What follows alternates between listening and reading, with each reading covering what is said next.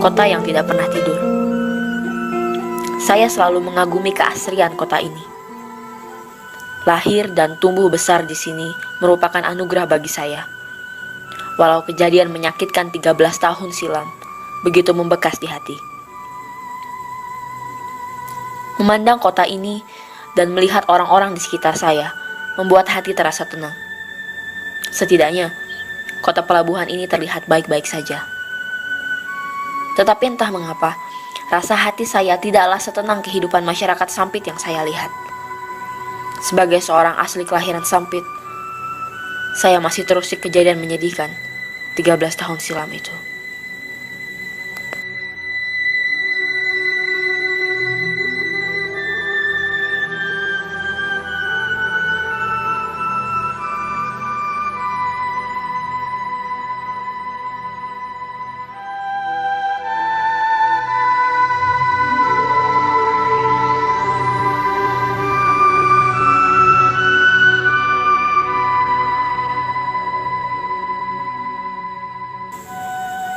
Sungai Mentaya, saksi bisu dari ratusan bahkan ribuan nyawa yang terbunuh di kota ini.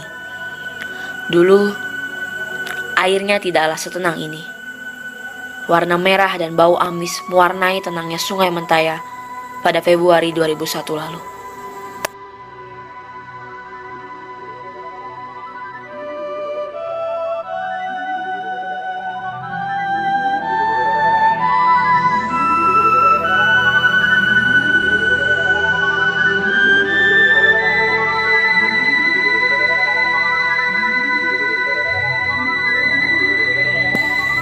Peristiwa tragis yang dikenal dunia sebagai tragedi ataupun kerusuhan Sampit begitu menelan banyak korban jiwa. Pertikaian antar suku Dayak dan Madura ini tak ayal menimbulkan banyak tangis dan cucuran darah di tanah dan air kota nan elok ini. Banyak orang yang berlarian mengungsi mencari perlindungan. Ada yang harus terbunuh tragis, bahkan kehilangan semua harta benda yang sudah dikumpulkan bertahun-tahun lamanya. Akhirnya, hanya menyisakan seonggok tubuh tanpa nyawa dan sebentuk rumah hancur dan hangus terbakar. Jalan-jalan pun hanya turut menjadi saksi bisu mencekamnya peristiwa di tanggal 18 sampai 21 Februari itu. Ratusan. Ya, hanya tercatat ratusan korban jiwa. Tetapi nyatanya ada ribuan bahkan lebih nyawa Madura ataupun Dayak yang tidak pernah dapat tercatat kepergiannya. Dan jalan ini pun turut menyaksikan awal kerusuhan Sampit meledak.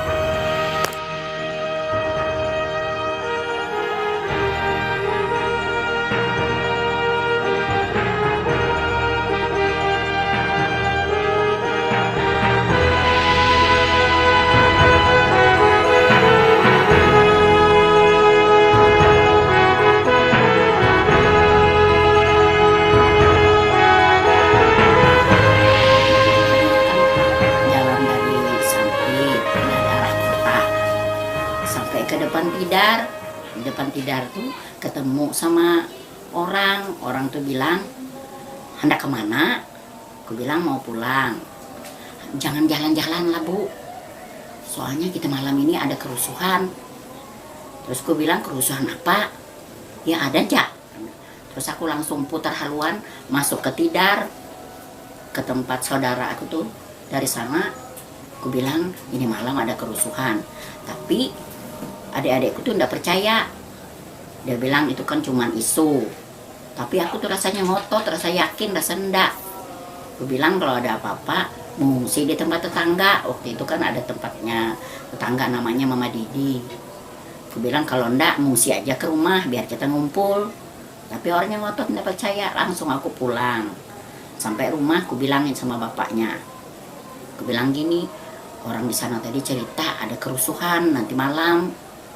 Ah, itu cuma cerita dari dulu bapaknya bilang nggak mungkin. Tapi kayaknya bapaknya tuh antara percaya sama ndak. Terus kami orang dua naik motor turun ke komplek PU. Di sana ada keluarga nyari mereka. Nggak taunya orang-orang pada mengungsi ke ke Lubuk Bunter. Aku tanya ada apa? Orang bilang ada isu-isu mau ada ribut. Terus aku pulang lagi sama bapaknya, pulang ke rumah ngomong sama tetangga kiri kanan. Tapi orangnya tuh ndak juga percaya, ndak juga yang ndak percaya. Terus malam tutup pintu, bapaknya bilang tutup pintu. Terus dia ngobrol-ngobrol di tempat tetangga. Dari sana ndak taunya setengah satu dia tuh udah pulang ke rumah, langsung gedor-gedor pintu. Ada apa aku bilang. Ada ribut katanya itu. Langsung diambil tombak, bawa lari ke sana, tutup pintu katanya. Tapi karena aku kan udah tua, jadi keluar. Taunya di saat yang ribut itu, ribut anjing itu, sampai tidak kedengaran bunyi orang yang teriak-teriak minta tolong itu. Nah, akhirnya sepi, habis ada keributan sepi dari jam 2 sampai pagi. Tidak taunya Madura udah bakar-bakar tempat orang Dayak di Tidar. Dari itu kami tuh pagi-paginya pertama kali mengungsi. Yang berangkat ke Palangkaraya cuman kami. Itu awal ceritanya.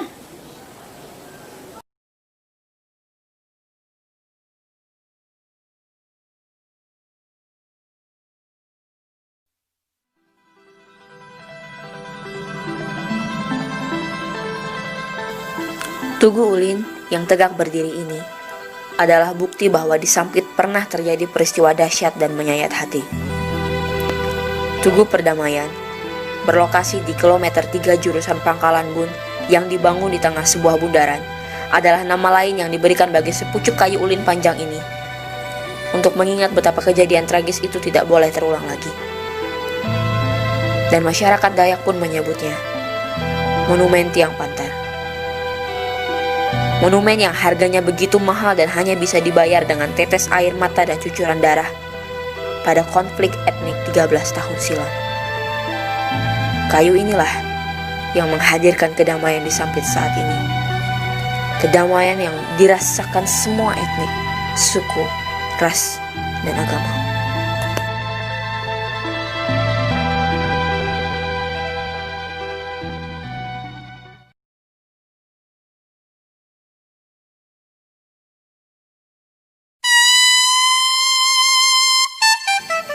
Sekarang Sampit benar-benar berubah. Entah mereka masih mengingat akan kejadian 13 tahun lalu atau tidak. Saya pun tidak tahu. Semua tempat penting pun akhirnya telah dirombak dan dibangun dengan unsur berbeda. Ketakutan di dalam diri saya pun tiba-tiba muncul saat melihat situs budaya yang teramat penting pun akhirnya turut berubah. Saya tidak mengerti kenapa. Tapi haruskah tubuh perdamaian ini pun ikut dirubah?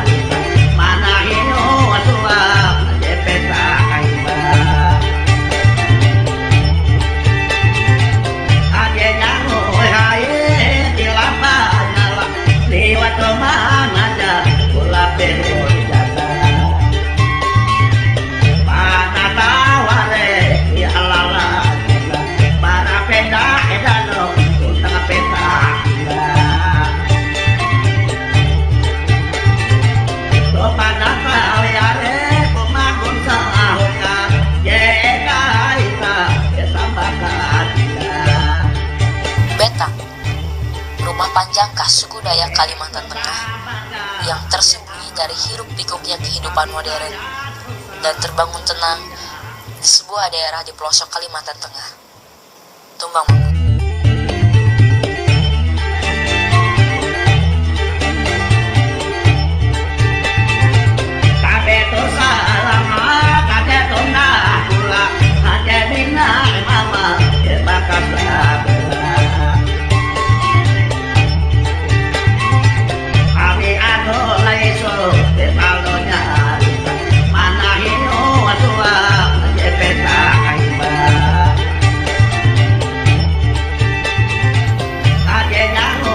Sua, sang pemilik Huma Betang. Bapak dari 4 orang anak ini menuturkan nilai-nilai adat Dayak dalam rumah betang yang ia bangun.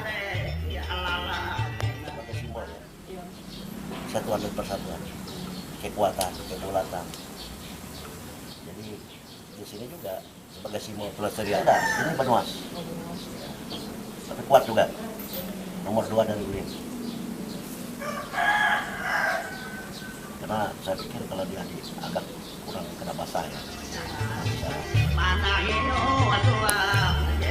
Huma Betang ini merupakan suatu kebanggaan masyarakat Dayak karena menjadi suatu tempat tujuan wisata tidak hanya bagi masyarakat lokal Kalimantan Tengah, tetapi sampai juga kepada masyarakat di luar pulau, bahkan luar negeri. Sering sekali rumah ini digunakan untuk kebutuhan pembuatan film, dokumenter, sampai iklan sebuah produk dalam negeri. Jadi dulu begini ceritanya, pas Betang di sana baru selesai, Pak Duwelran Bupati Katingan baru jadi bupati. Mereka berkunjung ke sini. Saya tidak ada. Saya waktu itu pakai Pangkalan Bun. Mereka datang saya rumah Betang. Pas beliau datang dari sini, saya datang dari Pangkalan Bun. Saya berangkat dari Palangkaraya ke Kasunan. Saya menghadap beliau. Kata beliau, kemarin kami ketemu manggung kan ke Betang. Kamu udah ada. Saya kenal Pangkalan Bun Pak. Ada apa ini? Nah, saya mau nanya, bagaimana kira-kira kalau seandainya ada bentuk kerjasama antara Betang dengan Pemda? Beliau jawab, nggak usah sakit hati. Setelah saya dan wakil, termasuk sekdanya melihat pekerjaan kamu, kami berpikir bikin jalan di seberang sana. Ya, jalannya tadi.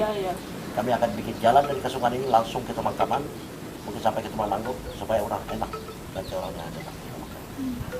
Dan jadi orang sudah kata sudah bakal ke jalan itu. Namun tidak banyak yang tahu apa yang melatar belakangi pembangunan Huma Betang oleh Bapak Sayer Suar. Bercermin dari kerusuhan etnik pada 2001 silam.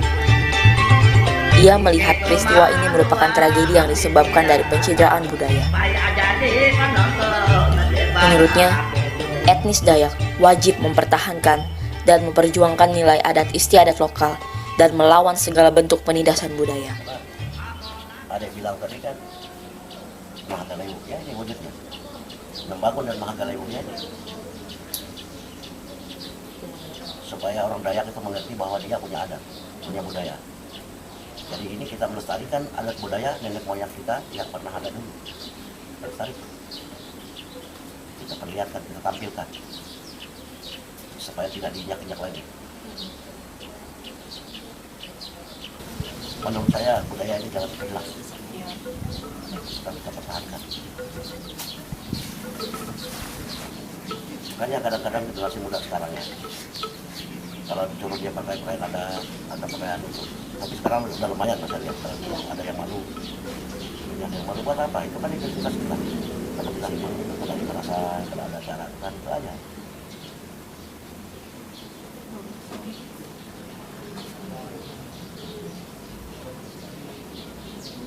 Karena sebenarnya kita jangan sampai kalah dengan budaya orang. Bukan artinya kita tidak mau dengan budaya orang, kita juga mau.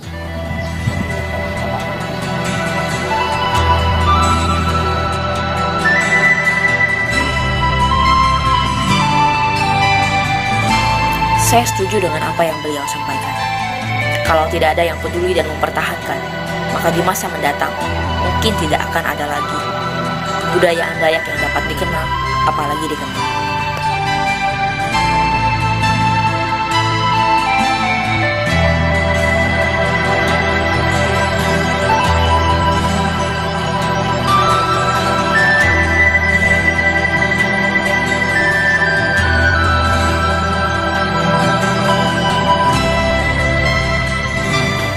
Inilah Huma Betang, simbol dari nilai kesatuan dan persatuan, serta rasa cinta perdamaian yang dimiliki oleh masyarakat adat Dayak Kalimantan Tengah.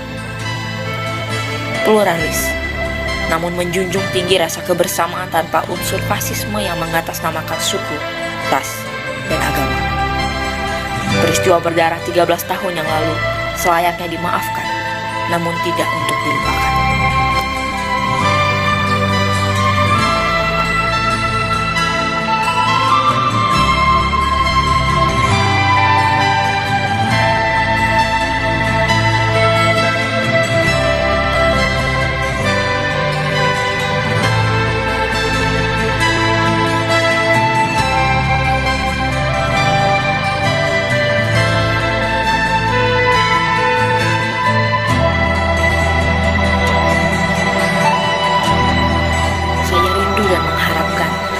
Jangan sampai hal yang pahit itu terulang lagi di kota yang saya cintai ini. Saya sangat menginginkan Sampit yang dibangun atas dasar kenetralan dan Kebhinneka Tunggal Ikaan yang benar. Sampit, cukuplah belajarnya 13 tahun silam.